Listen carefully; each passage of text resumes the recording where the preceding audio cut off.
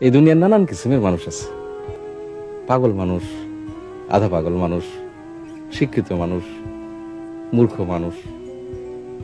এক এক মানুষের আবার এক এক রকম চিন্তা ভাবনা। ম্যাডাম, মানুষ যখন একা থাকে তখন কিন্তু আসলে সে একা থাকে না, তার মনের ভিতরের মানুষগুলো তাকে ঘিরে থাকে। একা থাকার একমাত্র উপায় হলো অনেক মানুষের সঙ্গে থাকা, কারণ জনতার মধ্যেই আছে নির্জনতা। পৃথিবীর সবচেয়ে সুন্দর দৃশ্য কি জানেন ভাইজান?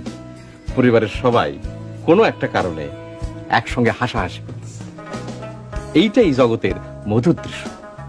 আবার সবাই একসঙ্গে মিলে কান্দার দৃশ্য খুব মধুর। জি ভাইজান, তবে কাঁদতে হবে একসঙ্গে। এই যেমন ধরেন, আপনার মায়ের যখন মৃত্যু হবে আপনারা সবাই মিলে কাঁদবেন, সেই দৃশ্য বড় মধুর দৃশ্য হবে। এক এক মানুষের আবার এক এক রকম চিন্তা ভাবনা।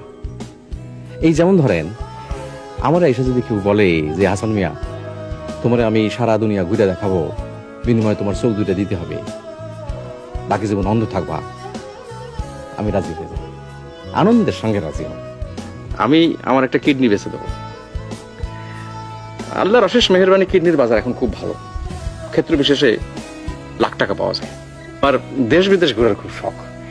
এই ধরেন স্যার, হাতের কাছে নেপাল, হিমালয় কন্যা, আহা কি শোভা! কত সাধু সন্ন্যাসী হিমালয়ের গুহায় বসে ধ্যান করেছে, কিন্তু টাকার অভাবে যেতে পারি না। তারপর ধরেন স্যার, এই তাজমহল, কি জিনিস বানায় রেখেছে বাদশাহ শাহজাহান, টাকার অভাবে কিছুই দেখতে পারতেছি না। টাকাটা পেলে শখটা মিটে। শখ কোনো তুচ্ছ করার বিষয় না স্যার। মানুষ আর বাঁচে কয়দিন? ফট করে একদিন আজরাইল এসে বলবে, চল বেটা যাই। শখই যদি মেটাতে না পারলাম, তাহলে মানুষ হয়ে জন্মে আর কি লাভ? নেড়িকুত্তে হয়ে জন্মালে ক্ষতি কি ছিল স্যার? কারো মনে তুমি দিও না আঘাত, সে আঘাত লাগে কাবার গায়ে। মানুষ মনে আঘাত দেওয়া বিরাট অপরাধ। এই পৃথিবীতে দুইটা জিনিস আছে, একটার নাম জয় আর একটার নাম পরাজয়। আমরা সবাই শুধু জয় চাই, কেউ পরাজয় চাই না। কিন্তু জয় পাইতে হলে পরাজয়ের ভিতর দিয়ে যাইতে হয়। যখন তার নিজের সন্তানকে জড়ায় ধরে কান্দে, তখন কি হয় জানেন? খোদার আরশ কাঁপতে থাকে। মনটারে করতে হবে পানির মতো, হাজার দাগ দিলেও দাগ পড়বে না, পানির উপর দাগ পড়ে। বড় দুঃখে মানুষ কান্দে না আজিজ, মানুষ কান্দে ছোট ছোট দুঃখে। কষ্টের কথা কি বলিব, কষ্ট কাকে বলে? কষ্ট হইল মনের আগুন, বুকের মধ্যে জ্বলে। নিজের কষ্টটাকে ছোট করে দেখেন ম্যাডাম, অন্যের কষ্টটাকে বড় করে দেখেন। মহামানবরা তাই করেন।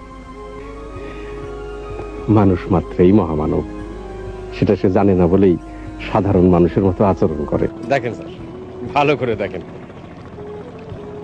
আকাশ দেখলে মন বড় হয়। আমি একজন অতি সাধারণ মানুষ। আমি বেশি সাধারণ বলে বোধহয় আপনার কাছে অদ্ভুত লাগে।